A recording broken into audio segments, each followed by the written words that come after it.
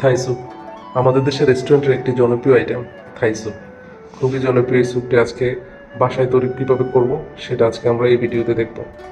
প্রথমে চিংড়ি এবং চিকেনগুলো কেটে আমরা ওয়াশ করে নেব। পেঁয়াজ, আদা, লেমন গ্রাস, ধনিয়া পাতা, কাঁচামরিচ সুন্দর করে কেটে নেব। তারপর প্যানে পানি নিয়ে নিব। পানির সাথে আমরা প্রথমে সব সবজিগুলো এবং চিকেন এবং চিংড়িগুলো বয়েল করে নেব। অনেক জায়গায় এগুলো সরাসরি সসের সাথে ইউজ করে, যার কারণে অনেক সময় দেখা যায় চিংড়িতে স্মেল আসে। তো এর জন্য আমরা প্রথমে বয়েল করে নেব। এবার একটা বোলে 3 পিস এগ ইয়ক, সাথে কর্নফ্লাওয়ার, চিলি সস,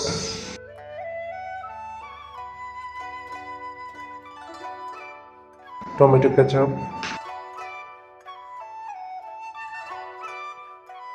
তারপরে পানি দিয়ে ভালোভাবে মিক্স করে নিব।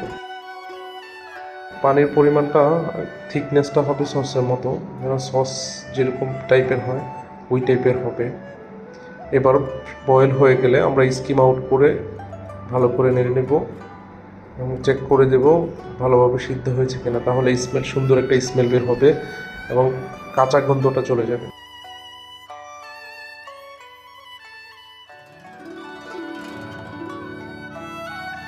এবার একটা জালি দিয়ে আমাদের তৈরি করা সসটাকে ভালোভাবে ছেঁকে ঢেলে দেব পাত্রে। এবার ভালোভাবে মিক্স করে নিব। দেখেন, মিক্স করার সাথে সাথেই স্যুপের থিকনেসটা এবং কালারটা চলে আসছে। দিয়ে দিচ্ছি পরিমাণ মতো লবণ, চিনি,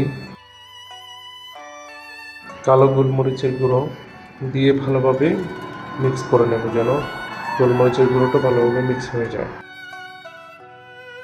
তারপরে দিয়ে দেবো পরিমাণ মতো লেবুর জুস এবং সামান্য ভিনেগার। লেবুর জুস আর ভিনেগারটা চিংড়ি এবং চিকেনের কাঁচা স্মেলটা দূর করে দেবে এবং সুন্দর একটা টেস্ট দেবে। তারপর সামান্য সয়া সস, ফিশ সস এবং একটু চিকেন পাউডার দিয়ে দেবো, চিকেন স্টক পাউডার। আবার ভালোভাবে মিক্স করে টেস্টটা অ্যাডজাস্ট করে নিব। ব্যাস, হয়ে গেল আমাদের রেস্টুরেন্টের থাই স্যুপ। এরপর আমরা পরিবেশন করব সুন্দর করে।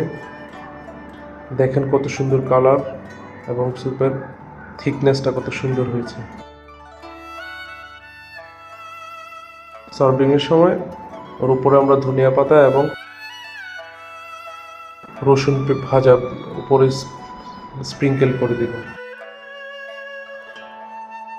হয়ে গেল Thai soup, restaurant style Thai soup বাসায় খুব সহজেই বানিয়ে নিতে পারবেন। ধন্যবাদ ভিডিওটি দেখার জন্য।